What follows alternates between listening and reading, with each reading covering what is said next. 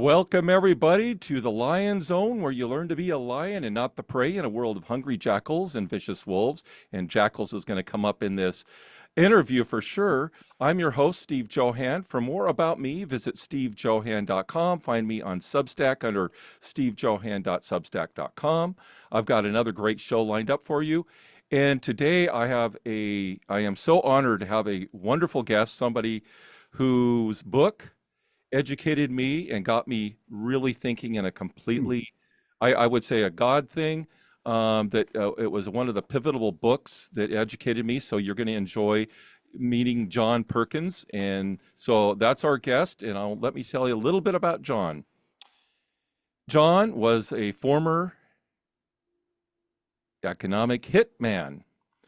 And he even had a book called Confessions of an Economic Hitman. As chief economist of a major consulting firm, John Perkins was advisor to the World Bank, UN, IMF, Fortune 500 corporations, and governments, along with business leaders in Africa, Asia, Latin America, the Middle East, and the United States. Before that, he apprenticed with shamans when he lived in Amazon rainforest from 68 to 71, and since studied with shamans from many different cultures. His 11 books on economics, shamanism, and transformation include Confessions of an Economic Hitman, Trilogy, Shapeshifting, The World as You Dream It, and Touching the Jaguar. He has been on the New York Times bestseller list for more than 70 weeks. That's an amazing feat. Sold over millions of books and published in at least 38 languages. He's shown up on ABC, NBC, CNN, History Channel, New York Times, the Washington Post, and as well as he has been in numerous documentaries, including The End of Poverty, Zeitgeist Addendum, and Apology of an Economic Hitman. And now I just want to say I've discovered he's my neighbor just down the road. This is really cool, so I can see maybe John and I having a beer down the road. But anyway, thank you so much for coming on the show, John. This is wonderful. It's my pleasure, Steve. Great to be with you. So, as I said earlier in my introduction, I had a real change in my mind, just so that you know, and I've said this before, but I woke up the morning of the 2015 Trump was announced he was the winner, and I literally had a voice say, turn off the news, turn off all political talk shows, because I was a big conservative talk show junkie. And I'd listen to the news and what's going on. And at that point, I changed and I started going down the route of discovery.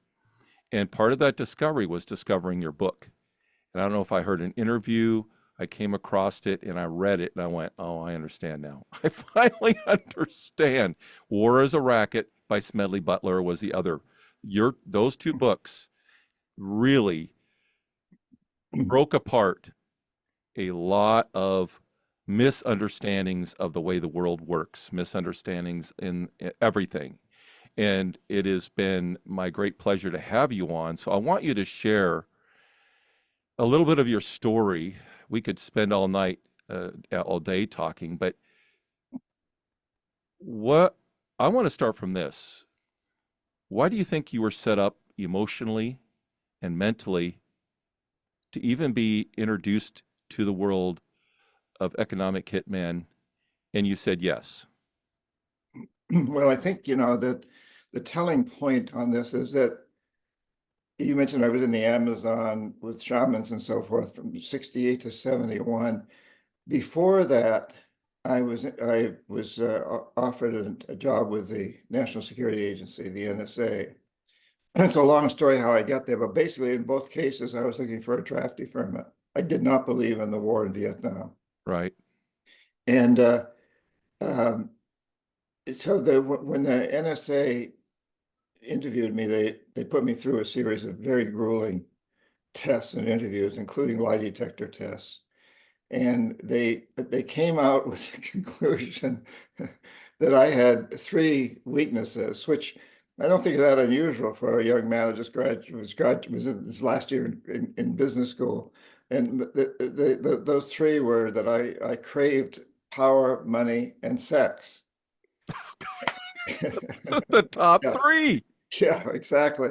But to put that in a little bit of perspective, I grew up on the campus of a boys' private high school, basically prep school in New Hampshire, where my dad taught.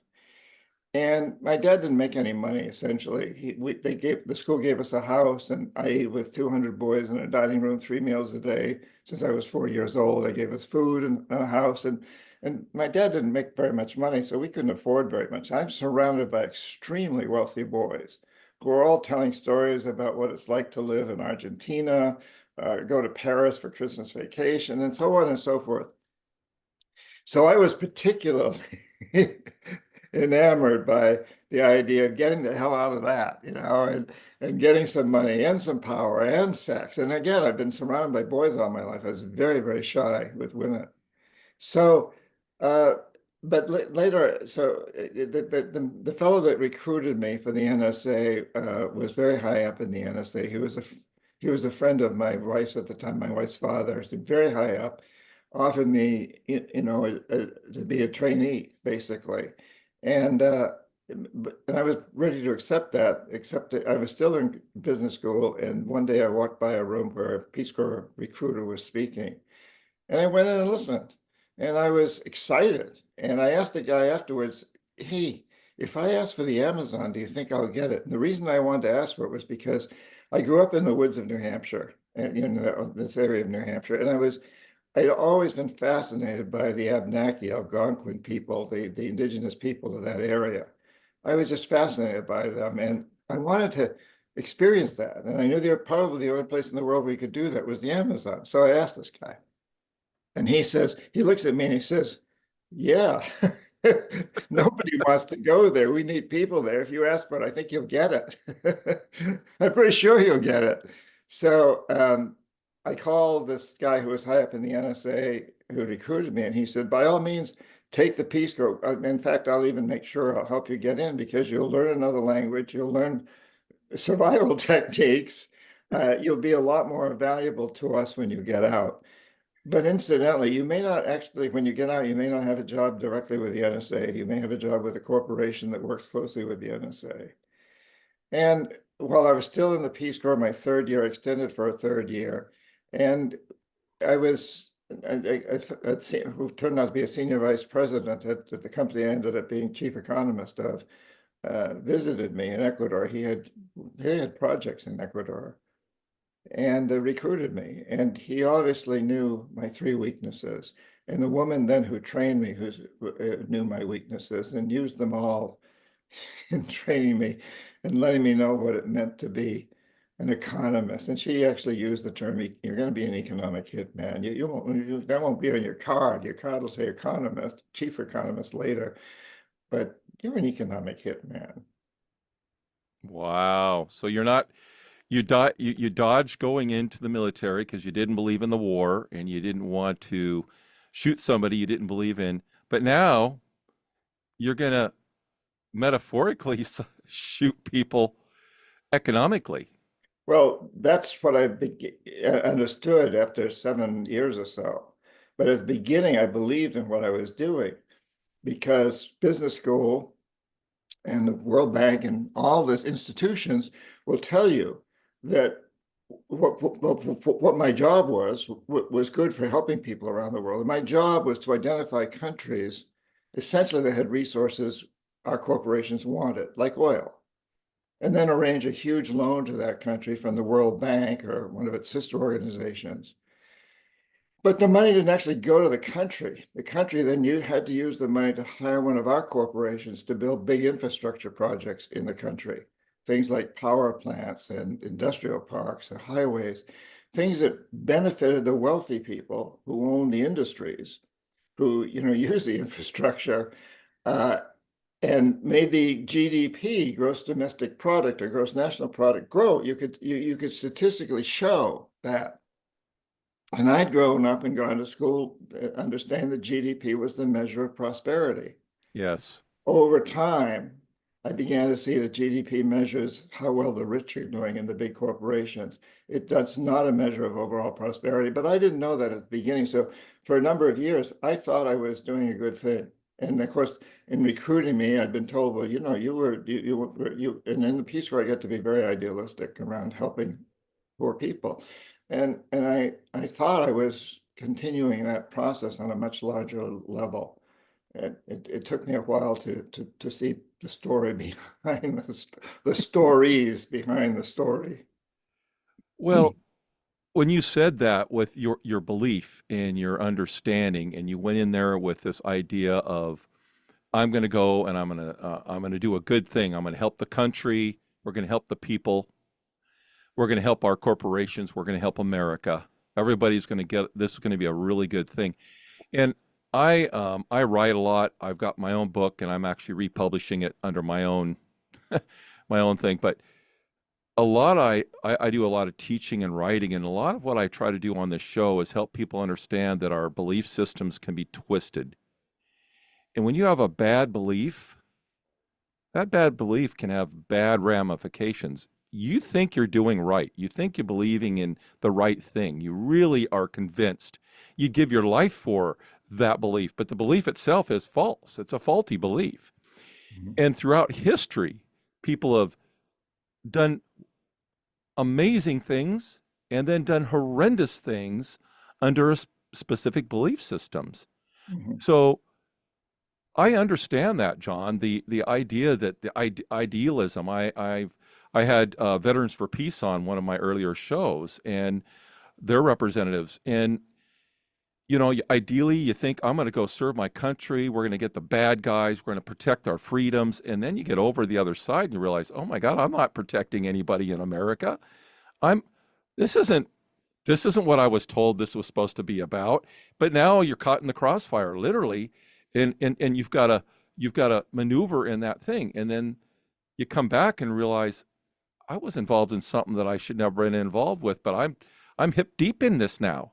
I'm part of this, and so that sounds kind of like what you were at. You really believed in it, and you were hip deep in it, but then at what point? At what point? What was some of the triggers that came along and you started going, oh, this Yeah. is not right. This is not what I thought it should be. Well, let me, first by comment on what you just said. I think it's important to understand that perceptions mold reality. Excuse me. There's really no United States. There's no Vietnam. There are no corporations. There's no culture. There's no religion except as we perceive them. And when enough people accept a perception or take actions that make it happen, then it has a huge impact on reality. So it's all around perception, Mm. as you said. And so I went in with this perception that, the way to help poor countries is to invest billions of dollars in big infrastructure projects. One of my clients was the head of state of Panama, Omar Torrijos. Very charismatic man, and he was standing up to the United States. He was in the process of negotiating the Panama Canal Treaty with Jimmy Carter, and he was looked at around the world as a hero by people in the developing world, at least. In the United States, he was looked at as a pariah. Reagan hated him, and but he was looked at as a David standing up to Goliath. And he was also just extremely charismatic. He was a party guy. He loved to get together with people, and he and I became friends. And he wouldn't buy into the deals I was offering at all. In fact, he took it upon himself to convince me to get the hell out and offer me a job working for him. But he said, John, don't you realize that you've been lying to the world and to yourself? That when you invest in these big projects and GDP goes up, that doesn't necessarily help the poor people. In fact, it usually hurts the poor people, because when they take out these huge loans, money is diverted from healthcare, education, and other social services to pay off the interest on the loans. So the poor and the middle classes suffer while the rich get to benefit from all these infrastructures. We have the same thing going on in the United States, incidentally. Yes. Huge, big corporations and a lot of wealthy people pay no taxes, but they get to use all our highways and airports and schools and all the rest of the infrastructure that we have. And he pointed this out to me. And it took me a while to really come to grips with it. And once I understood that this was the problem, I didn't want to understand it. And I think, Steve, this tells us something very important. And that is, okay, so here's this poor boy from a teacher's family in New Hampshire who is suddenly making a lot of money, traveling first class around the world, flying first class, eating at the best restaurants, staying in the best hotels, wining and dining with presidents and beautiful women, and coming at it from a place where I no longer really had to feel shy because I'm the guy, I mean, people are looking up to me. And so it was really easy. And the women were, anyway. So I didn't want to get out. I didn't want to admit what I was doing was wrong. It took me a while. And eventually I had a moment, an aha moment, a moment of deep enlightenment when I understood that I had to get out. It, that is exactly the trail of many individuals. We get stuck in something and we're really enjoying it. And in my book, I said that, and it wasn't, I applied 6 P's that drive people, power, profits, pride, pleasure, self-preservation, and possessions. And if one of those 6 things are being encumbered upon, as in, I might have to give up one of those things, it makes it very difficult for a person to make a change in one's lifestyle, much less a change in one's mindset. And now if you combine 4 or 5 of those things, what you are doing, you're like, I'm going to lose all these things. Right. I don't want to give up that right now. I'm happy with where I'm at. And so these are they're preventives to keep us from becoming who we're supposed to be and treating our fellow man with kindness and graciousness. And I find that the world works off of the 6 Ps. I find that that's how people operate in general, and they don't understand even in the concept that for just as total disclosure here, it wasn't until about a year ago I heard somebody talking about when you're investing in not in de-investing in companies that you don't believe in. And I'm like, okay, I'm going to put that in the back of my head. That's going to take some time. And then I came across something, and I was watching it, and it was weapons-free mutual funds, and I'm like, oh, what's this? I said, that's it. I got to do this. So now we're in process. I'm in a process of completely looking at what my investments, my retirement, my everything, and my wife's along with me. And so now we're going to be, and it's going to be a gradual, you don't just swap things out. You know this. But my conscience at 65 is telling me, Steve, you've got to change your ways. You've got to change your actions.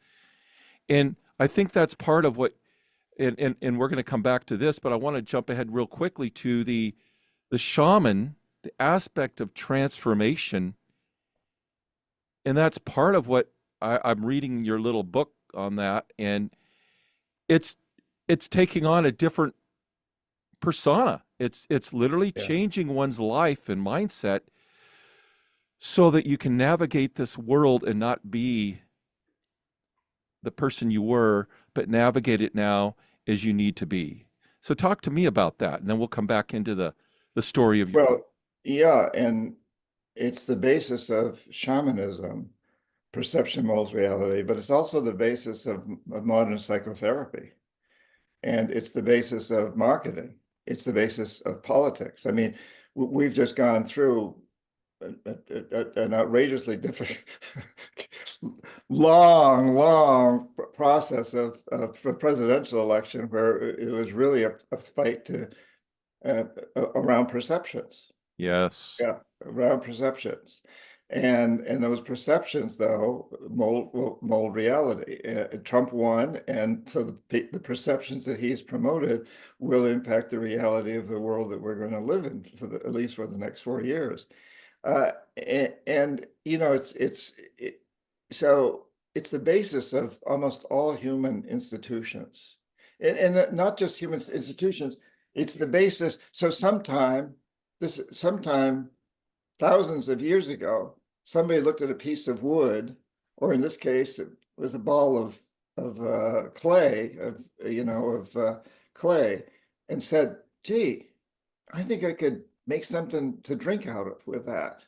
I have this perception that I could transfer." I think it probably started with a piece of wood, a gourd, and looked at this gourd and said, I don't have to just drink with my hands anymore. I can, but the perception was there, and then the actions were taken to make that happen. And we can say that about everything. I think that's part of the human experience, is the perception. And that's, I went through this. A shaman saved my life deep in the Amazon when I was a Peace Corps volunteer. I was dying. And the process of saving my life was all about helping me change my perception. I like that. If your perception is I'm superior and you're inferior, then anything I do to you is of no consequence because I deserve whatever I want. And you're just fodder. You're just an animal. You're just a tool in my, it used to say, how many people do you have to step on to get to the top of the mountain? And that's just that idea that when our perception is that we don't see our neighbor as ourselves, I come from a biblical point of view. It says, love your neighbor as yourself. Well, you don't hate yourself, so why would you hate your neighbor? But on the flip side, if you do actually internally not like yourself, and you kind of alluded to that when you were in our introduction, you're saying, well, Steve, I was very self-aware. I yearn for power. I yearn for pleasure. I learn for this. And so that perception now puts you in a position that drove you, that pushed you in that direction, versus I'm content with who I am, and I can change who I am to be more acceptable to women. I can be more acceptable in this world. I can feel strength on the inside because it's not about crushing people. It's about who I'm made to be. So that is a transformation that one has to go through. I mean, it seems to me that a lot of businesses and governments and people who get into those are, I'm up here and you're down there, and I don't care what I have to do to keep going to the top. Well, Am yes. I? Yeah. Sorry, didn't mean to interrupt you. No, what are your thoughts on that? Well, yeah, I think this is particularly important right now in our history as human beings on this planet, that we know we've created huge crises. The oceans are rising, the glaciers are melting, there's more fires, there's more hurricanes, there's more droughts, and there's more floods. And, we know that we've created huge problems. And as an economist, I would say that those problems all stem from the fact we've created a death economy, an economic system that's consuming and polluting itself into extinction, toward extinction anyway. And it's all based on a perception. And that perception is that we are a part from nature, not a part of nature. And therefore, we can do whatever we want to nature in order to maximize profit. So the other perception is that success in business is measured by a short-term maximization of profit, regardless of the social and environmental costs. And success in life is the 6 Ps that you outlined. But it's all based on this perception. And the perception then has created this death economy. And, now we're beginning to understand we need to move into a life economy, which will which will require a change of perception, and that will be that we are not superior over nature, that we are a part of nature, and the goal should be long-term benefits for all life on the planet. And yes, businesses have to make a profit. I'm a businessman, and I Me believe too. in short-term profits, Yep. but we don't have to maximize profits. And in fact, I was taught in business school not to do that, that you put some of your profits toward helping your employees, to giving them health care and retirement pensions, and helping the communities where you work, investing some money in libraries or recreational facilities or whatever the community needs where your factory is located or your business is located. And that all changed in 1976 when Milton Friedman won the Nobel Prize in economics. The change had been coming. It Yeah. wasn't a new idea, but he had the voice, he had the ear of the world. Friedman did when he won the Nobel Prize. Thatcher loved him, Reagan loved him, people around the world. So this perception has changed, and it's I really think the big one you mentioned, supremacy, and Yes. I think the idea of human supremacy is an extremely dangerous one. Yes, we've talked a lot in recent years about white supremacy, and that's bad, but even worse, it's human supremacy, the idea that we are a part from, not a part of nature. I find that's interesting because even back you go back to the story of Genesis, God said, I want you to tend the garden. And it says dominion, but it's basically we're supposed to be like, I have a yard and I tend my yard. I take care of it. I work the soil. I'm putting back in the when my clippings, I put it, I make compost, and I'm trying to make my plants work really good. And I work with my neighbors, and we take care of our habitation. And the conservation um, uh, movement is not over hunting, not over grazing, not over anything, but balancing within the natural environment that we live, nature itself, so that when we travel, I said earlier, we travel. I do a lot of road trips, and my wife and I and family have done this for 35 years across America. And you get outside the cities, there's vast tracts of land, Mhm. and there's a lot of openness. And I mean, what was an amazing thing is we were flying back to New York to do an East Coast trip. We basically rented a van and did the East Coast area. I'm like, I was thinking nothing but cities. Well, lo and behold, I'm flying over the Great Lakes. I'm flying all these forests and these fields, and then there's New York. And I'm like, well, my perception had always been that was wall to wall cities on the whole East Coast. Well, as soon as we got out of New York, which is only about 25 minutes to a half hour, we were in the country. And then Yeah. we were in the great beyond. And we were traveling through the woods. We were traveling through beautiful areas, pastures. And I'm like, this is America. And this is all over the world, except for the concentrated areas. There's great tracts of land that if allowed, people could literally live within a much broader area and not rely on such high density needs. And Yeah. I don't have any answers on that. I'm just perception was I thought it was wall to wall cities on the East Coast, and I found out no, there's vast tracts of land. And that's the same thing when you go to Indonesia, when you go to South Africa, South America, there's vast tracts of land, and then these little enclaves, and then you spent time with indigenous people who are the ones that live out there in the more of the wilderness. And so we have we've been blessed with so much abundance on this world, but this mindset that I want to have it all, we end up spoiling rather than gently working with. Is that kind of what you're seeing out there? Absolutely. And, I do spend a lot of time with Indigenous people. I was, as I said, living with them for 3 years back in the late 60s. But ever since then, I go frequently. I just came back from a trip. I've got another one in January. I take small groups of people deep, deep into the Amazon, and also another trip in March to the Mayan people of the jungles of Central America.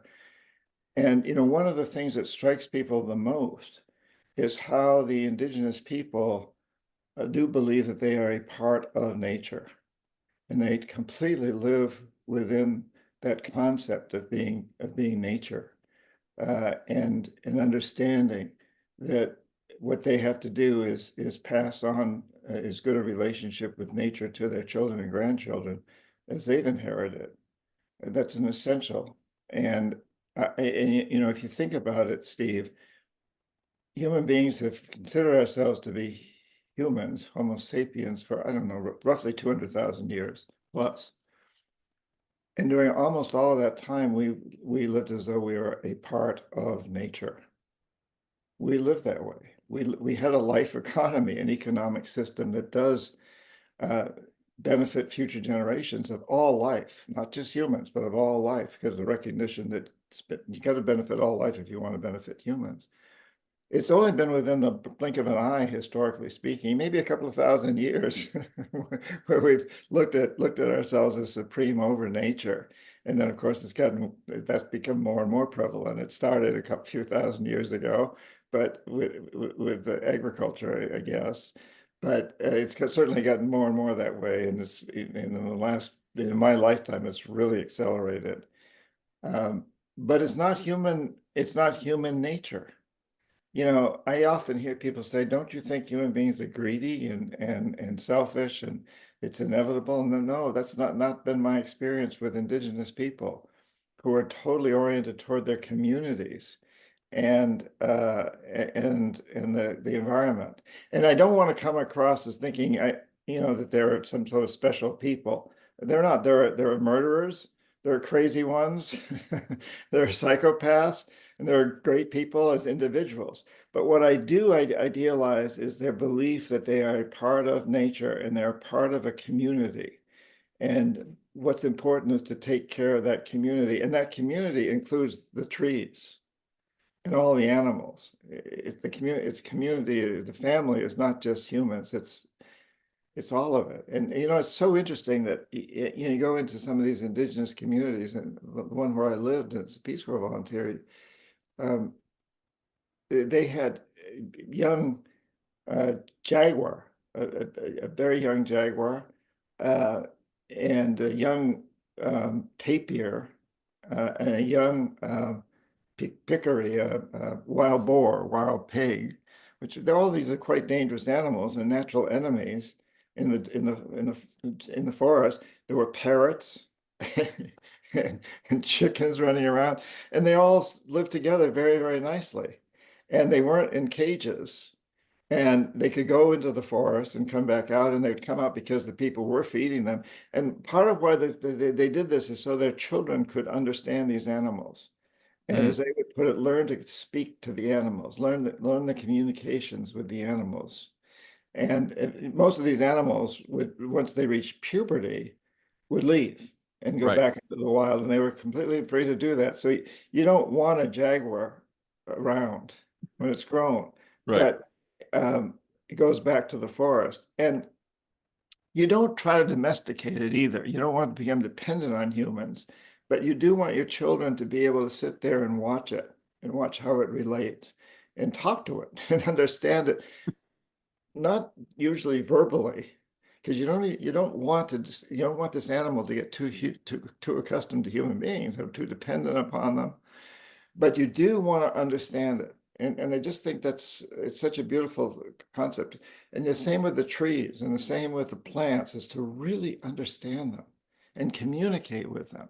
And Mm, that is a part, I think, of human nature, historically speaking. Historically speaking. Again, it started changing a few thousand years ago. but I think it's really important for us to understand that that's in our DNA. That's part of us. And uh, I think we're beginning to return to an understanding of that. I find that's very interesting and intriguing, and it's there's a lot of stuff to unwrap there. But I'm reminded there was a movie back in the '60s I loved as a kid, and I had my sons watch it. It was called Charlie the Lonesome Cougar. Disney made it, and it was a lumberjack up in Canada, and found a little abandoned kitten, raised it, but at one point the kitten grew up to be a young cat, and then it got older and it needed to leave. Hmm. And the message was everybody enjoyed Charlie, but Charlie got to the point where he had to go out and live on his own. Right. And that movie connected me to wildlife in a different in a way of understanding and respecting the bobcats and cougars and these kind of things. I grew up in woods when I was a kid. I call like Huckleberry Finn. I was in the woods and the trails and the ponds and in the streams and all that kind of stuff. So I grew up with that in my background, and with a lot of rural and farm area and stuff. So I connect with that. Now I want us to come back to how it is that this cycle of the conquering mentality of mankind, which is kingdom, I call it empirism, which I think most governments in this world right now have that leaning. They want ultimate power. But talk to me about when you did start moving out of being an economic hitman, and what that meant in the way of disengaging, um, and having to find yourself in a new world. And I know in your books you talk about this, but those who not read your book, kind of explain that transition, because it wasn't overnight. It took you years, and then ultimately led you to writing a book of kind of confessing one's sins before the world, basically, is how I kind of see what you did with your book. But maybe I'm mistaken there, but kind of explain that. Well, I know I was very fortunate in that, first of all, I'd grown up close to nature in New Hampshire, which incidentally, New Hampshire and Vermont, where my family goes back to the 1600s, are the only states in the Union that have totally reversed deforestation. So in 1900, they were both 80% deforested and now they're 80% forested. So that was kind of cool. But um, and but then I was living with these indigenous people in the Amazon as a Peace Corps volunteer. And that just opened my mind in so many ways. But then, I went back. So the perception, 3 years there, and it took me 6 to 8 months to really get accustomed to being there and for them to accept me and for me to understand them. So it wasn't that long a period of time. And I was up against 20 some odd years of being indoctrinated with this, with another concept, our concept of controlling nature. So it was easy for me to kind of slip back into this economic hitman role, and especially since I thought I was helping poor people. But once I decided to get out, I went back.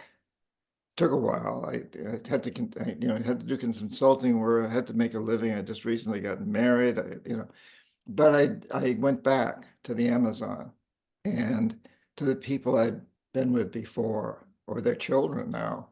And, I said, you guys saved my life back years ago, and you changed my life. And now I want to come here and help you save your forest, because I realize that you're under attack from the things I did.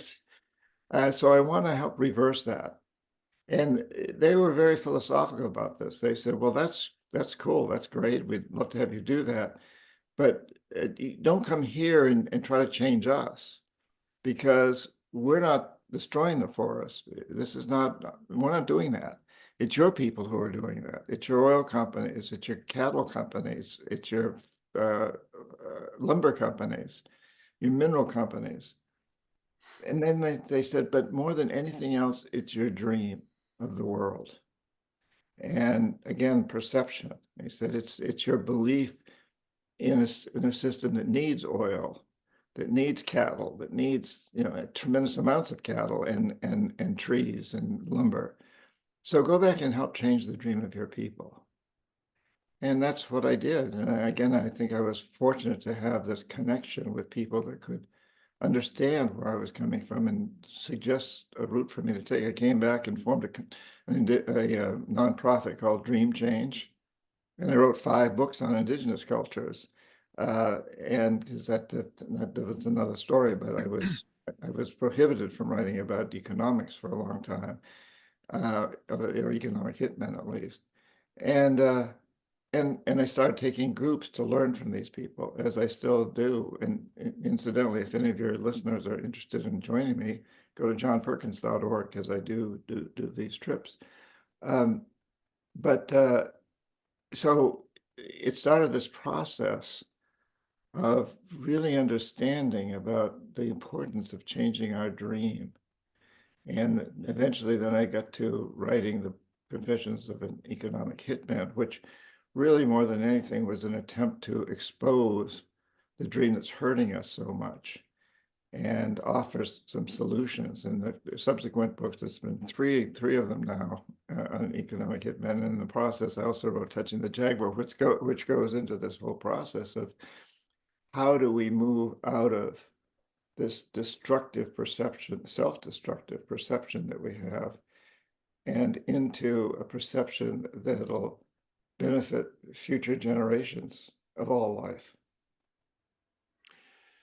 Well, I want you to tell, I kind of wrote down in my notes that when companies, governments want to go into another country and they want to saddle them with debt, or they want to use their resources in rock bottom pricing versus legitimate pricing, they send in the economic hitman first. And I'm remembering from your book, then they send in, if they refuse, then typically then the jackal comes in. And if the jackal doesn't work, then they may do an embargo, or they may run a CIA coup, where all of a sudden there's this uprising, there's this color revolution. And if that doesn't work, then you send in the military. And now, in recent years, we saw the war on terror. Those 7 countries that we warred on actually were already predetermined prior to 9/11. They were already chosen to be gone after for various purposes. And then 9/11, oh boy, do we have a green light to do whatever we want to do. And in came the U.S. military in those areas. And then I look at what happened with Venezuela. It used to be a wealthy country, and then the United States puts an embargo on it, locks in $40 billion worth of their assets. They can't get it. And so I've been studying these things, and I'm going, with your book in mind, I'm like, this is what Smedley Butler said. He says, I was just a hack man. I was just a hatchet man for the corporations. And he's talking back in the 30s, in the 20s, in the teens. He said, I'm just doing my job thinking I'm doing war. No, we're just hatchet men for the corporations. So talk to me about that. Talk to me about these processes, and how even when the COVID thing, and people were like, there was countries like, no, we did testing, and there's no problem here. We don't want to take your stuff that you're giving us. And five leaders of different countries, mostly Africa, all just died. And I'm like, that's the same thing. You didn't go with the program. You went with, you try to be an independent, and they lost. And so I don't look at the world anymore. I don't look at just when somebody dies as a leader or whatever. I'm like, it didn't just happen. I've got maybe a more jaded view of life now, but talk to me about this, that this has been a process that's been going on for centuries, basically, but step into that for a moment. Yeah, well, basically, my job was pretty easy because all the presidents that I was working with, or the ministers of finance, or whoever I was trying to convince to take our deal, they knew that presidents who hadn't taken these deals, like Allende in Chile, Arbenz in Guatemala, Mossadegh in Iran, Lumumba in the Congo, Diem in Vietnam, and most recently in 2009, Zelaya of Honduras, that when you resist, when you don't accept what the economic hitmen offer, you're going to be taken out probably one way or another, either killed or overthrown in a coup, like you said. And some of those guys were killed and some weren't. And Omar Torrijos, the man I mentioned who changed my life, not long after that, died in a very, very suspicious private plane crash. And nobody in Panama that I know of believes that that was an accident. Or nobody in Latin America. I don't believe it was an accident. But there's no proof because there's no smoking gun in a plane that crashes. Right. Oh, I'm laughing, but it's not funny. And Mm-mm. and so these presidents knew this. So basically, I'd go in and say, "Hey, here's a few $1 billion in this hand, and if you play my game, you and your family is going to do really well. We'll make sure that your kids get to go to college in Boston. My company is located in Boston. We get great colleges. We'll get you scholarships. We'll get you into some of the best colleges in the world. Your kids and your friends' kids, and Mr. President, it won't cost you anything. That's worth a lot."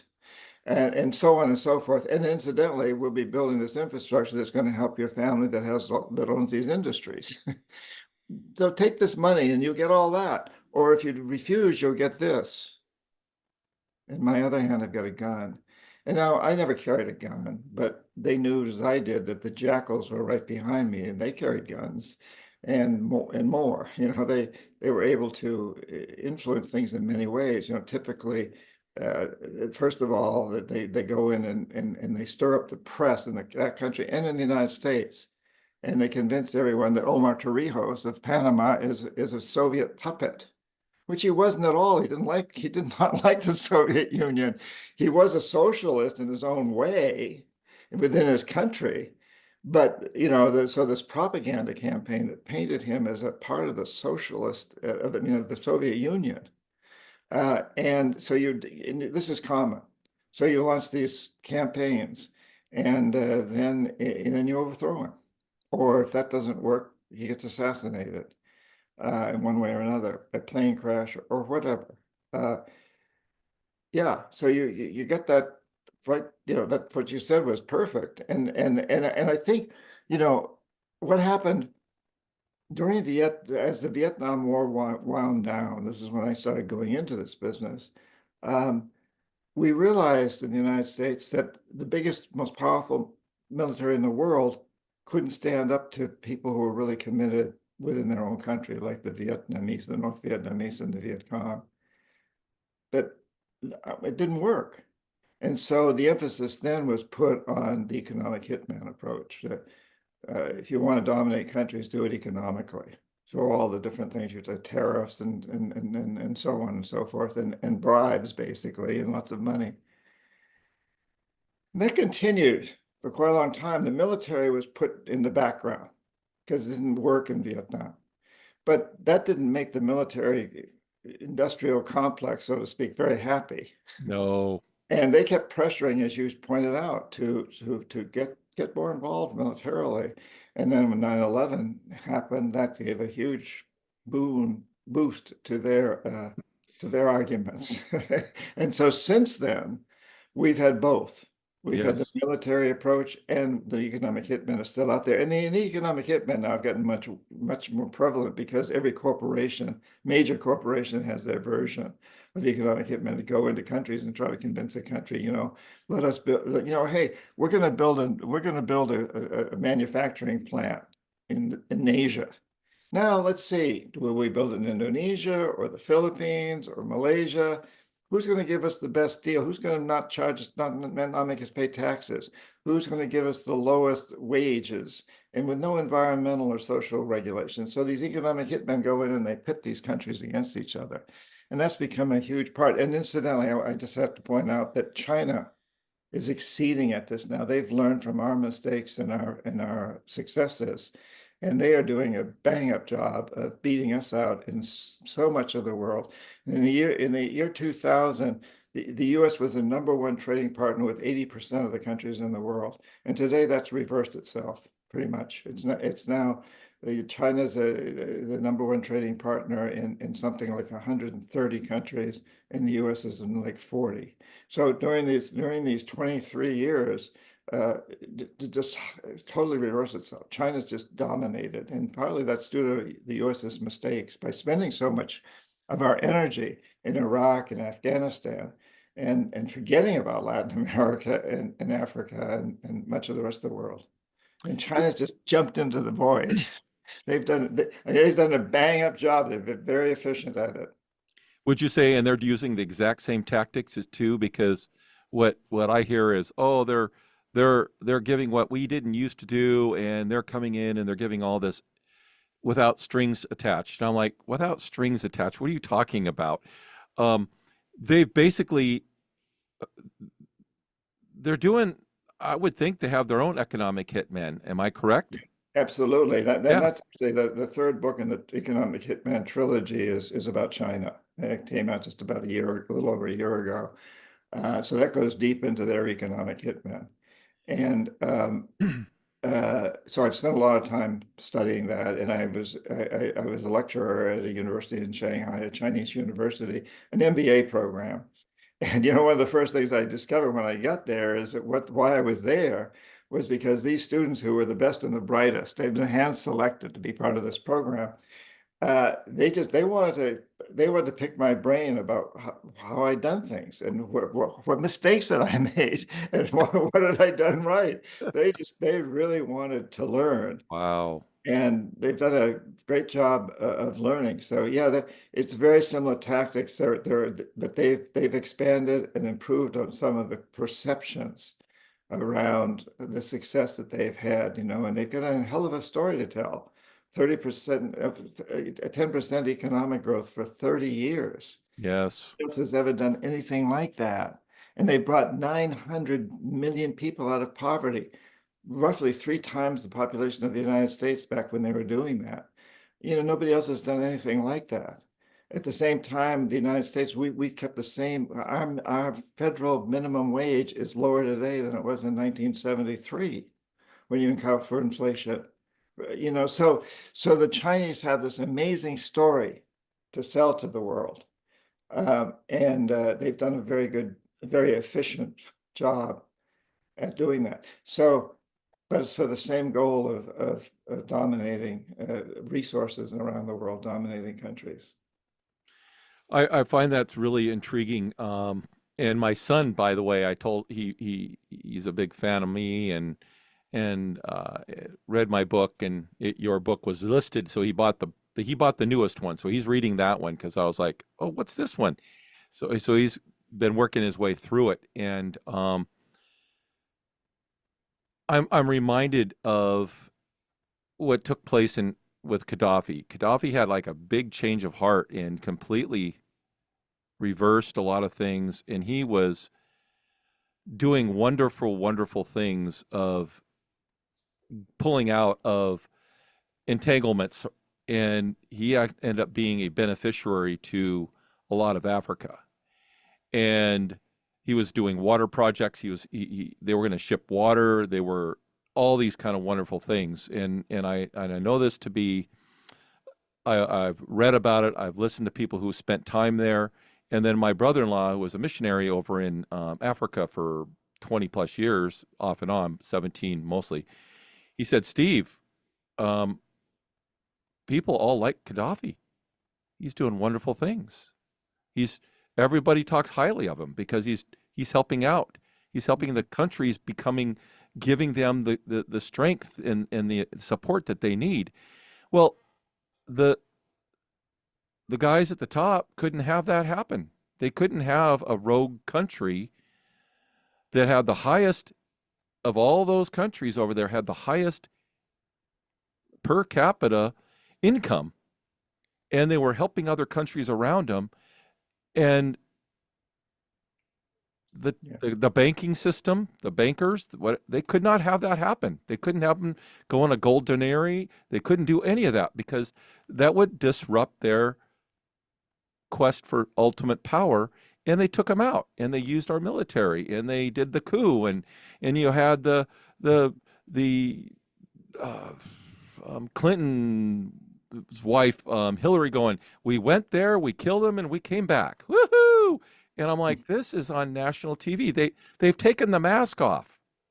There's no more, nobody's pretending anymore. Do you think, John, anybody's pretending anymore in the world of politics? They just are saying that we're just about war. And Well, there still is that, with Gaddafi, there was a media blitz in the United States to portray him as dangerous.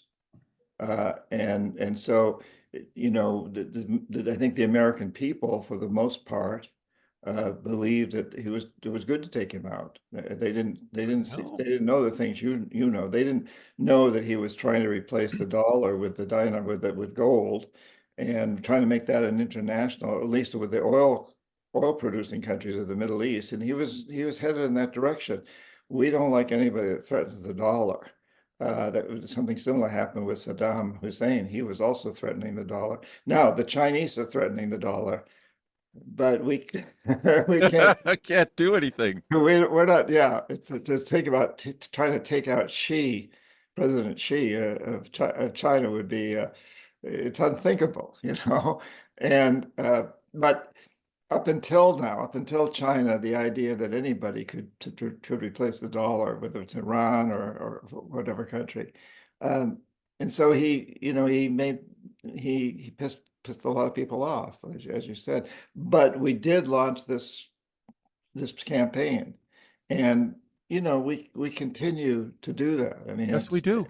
yeah, and in any country that doesn't serve our interests, and it's not in support of democracy by No. any means. We'll support Saudi Arabia, which is anything but a democracy, or you can just go on and on and on Yep. with the history of dictators that we've supported around the world. One of the classic and early examples was the overthrow of Mossadegh in Iran and replaced him with the Shah, which is what has led to the problems in Iran today. And also in Chile, Allende, this amazing president who was elected overwhelmingly in a democratic election. And we saw him as a threat to our corporations. And so he was taken out. Yeah. Well, I'm one of the things I've noted is that whether it's us or I had an individual that I was looking to bring on the show who did a lot of work in Africa, who was doing reporting on the ground where all the Hutus and the Tutsis and all that. And he got more of a behind the story, behind the scenes, what was really going on. And I've seen some now documentaries coming out, but Israeli businesses have huge interests in mining and diamonds and resources down in Africa. And they pull the same thing. They're doing the exact same thing that America has done. Mhm. But we don't hear about any of this. This is all hush hush. But they will pit sides against each other and get them to literally wipe each other out. And then I'm thinking of how we have seen all these things go on in Africa and other countries, and then all of a sudden now we have all this. So have you ever heard the term the Kalergi plan? No. Okay, so that goes back to Britain way back in the day. And it was divide up countries that are normally, take two people that normally don't get together and force them to be together. Mhm. So you create a friction that was not naturally there. Mhm. So you put artificial boundaries in countries, and you develop these, you do this because now it causes chaos. And with chaos, it's easy to swoop down in and take advantage of the chaotic situation. Mhm.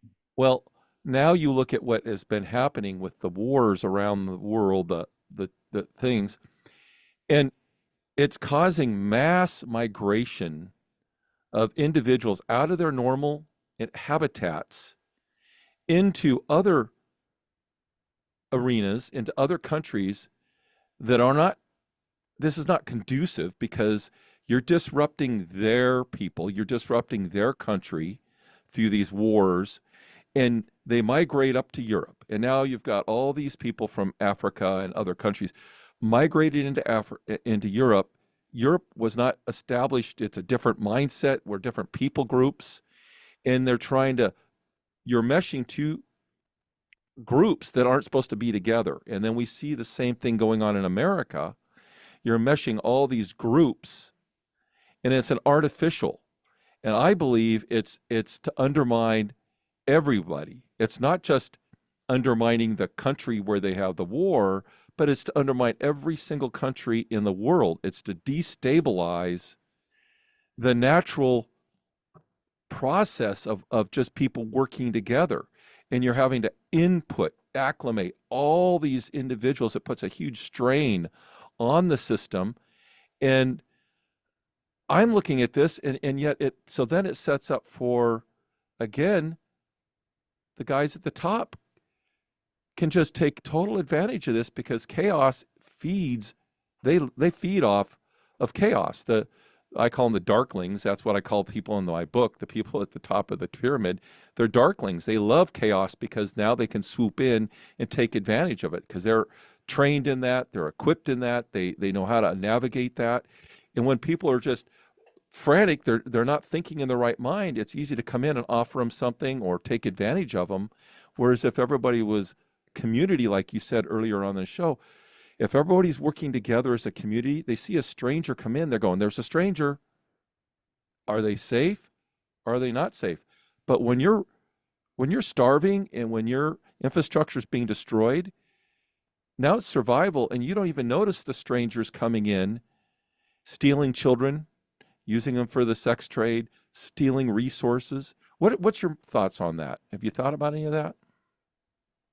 Well, it's a very complex subject. I think I look at it a little differently, perhaps, and I'm not sure whether it really is or not, but I look at Central America, where I spend a lot of time and continue to spend a lot of time. I go to Guatemala once or twice a year, and Costa Rica, and often Panama, Mexico. And one of the reasons we have such a migration problem or immigration problem is because we've essentially destroyed the economies of Central America and North America. Yeah. Yeah. Through CAFTA and NAFTA and other free trade agreements. That it's a long story. I write about it extensively in my most recent book if people want the detail. But so we've destroyed the economies. We've created a situation where campesinos who used to be able to grow corn and live off the land fairly well and sell some of it at a profit in the local markets, they can't even sell it anymore because American corn undercuts them in price-wise because of our subsidies. Costs our growers a lot more to produce the corn, but they get these huge subsidies. And anyway, so these people have no choice. Their choices are to go to work for international sweatshop, Yep. live a terrible life, and if they get sick, they get thrown out, or migrate to the United States. And so if we want to, if we really wanted to solve the immigration problem, we would help these countries develop their economies, or just stop messing up their economies. Just drop these trade agreements, these free trade agreements, which are totally in favor of big corporations. So yeah, it probably plays into the system that you're describing. And it's fascinating to me because I take groups to the Maya, like I mentioned earlier, and my next book, which will be coming out very soon, it's a novel. I've written 11 books that are nonfiction. This is fiction because the great British writer Graham Greene one time told me, if you want to really tell the truth, you got to write fiction, because you can't, and I found in the nonfiction books I write, I don't want to put anything in them that I don't have backup for, because several big corporations have tried to sue me. Fortunately, I had the backup information. So in a novel, you can write about things that you know are happening, but you can't prove it. And this novel is sort of science fiction also. It's called A Message from Pleiades. Message from Pleiades. Pleiades, a star system up there. And it takes place in these Mayan cities of Tikal, and how this message that comes to us. And one of and incidentally, people want this book. Sign up for my newsletter on johnperkins.org. There's a little box you can sign up, and I'll send you the first chapter free. And then you can decide whether digitally, and then you can decide whether you want to go for the next one or not. I'm self-publishing it so I can do this, because you can't do this through publishers. All my other books have been published by Random House and Penguin, but this one different. But if you think about it, what would Russia and China and the United States and everybody, other country do if suddenly there were these UFOs hovering above us, threatening us? Well, history says we'd come together to fight them. I mean, history shows this over and over and over again. Right. And I think it's time for us to realize that there are aliens hovering over us, and that's our philosophy of dominating, of human supremacy. So that we are a part of, not that we are apart from, not a part of our planet. That defines us as aliens. We are the aliens. It's not human beings. It's our perception of what it means to be successful human beings as we have it right now. So let's all come together to fight this perception. We can have our own cultures and we can have our own systems or whatever. We don't have to agree on a lot of things, but let's agree that we're going to attack the aliens. Let's agree that we're going to attack this idea that we are apart from nature. And let's all come together to work toward creating what some people are calling an ecological civilization that's based on a life economy, and where we all agree that the driving force is to create a better world for future generations of all species. Go That's ahead. the aliens. That's the opposite of that is the aliens that we need to confront. I find it interesting. I've said this for years, that this world could be paradise if we only chose. I like what Stephen Covey said in Seven Highly Effective, his book, 7 Habits Highly Effective People. He says most businesses is based on a win-lose scenario, and he said, but what you could do and you should do is do a win-win situation, so that both parties win. It's not a matter of I'm going to get my 50, my 70%, you're going to get 30. No, you can get 50-50.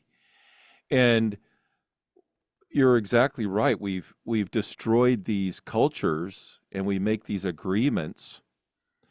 And to be honest, I don't benefit from this stuff. You don't benefit from this stuff. The people down there don't benefit. We're kind of cursed in a lot of ways of these systems that have been put in place. We're all not operating like we could. I mean, in the 70s, prior to the 70s, a lot of our manufacturing was here, and people had living wages. Dad went to work, mom stayed home with the family, and you had one car. Maybe you make a little bit money, you might get the second car, but everybody had less, but it was good quality. It lasted longer. You were happy with less things, but with something that is still of good quality. The freezers and the refrigerators made in the 60s and into the 70s, they're still going. I got one in my garage. That's a early 70s freezer. It was made in America. My latest stove, it's already got issues and it's only 2 years old. So, I mean, come on.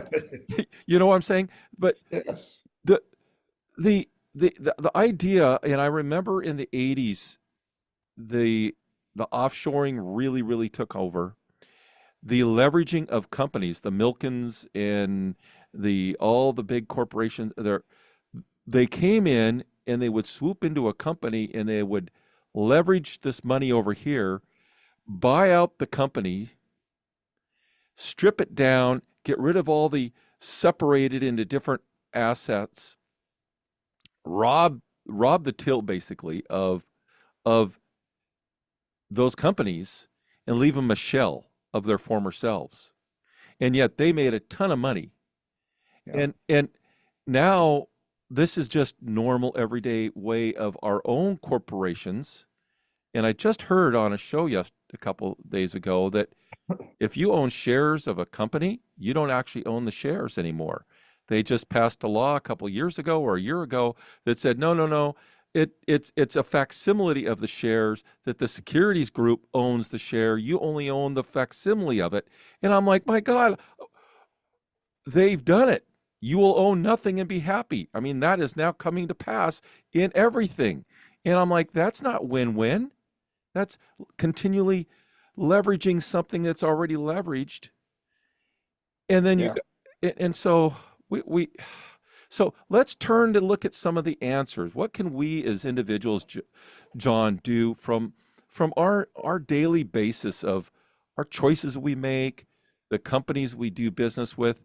I mean, isn't most, like you talk about Nike in your book, American Empire, and I know people that work for Nike. I have friends that work at Boeing. Boeing makes commercial planes and then they make war jets, and it's like, how do we though do our part?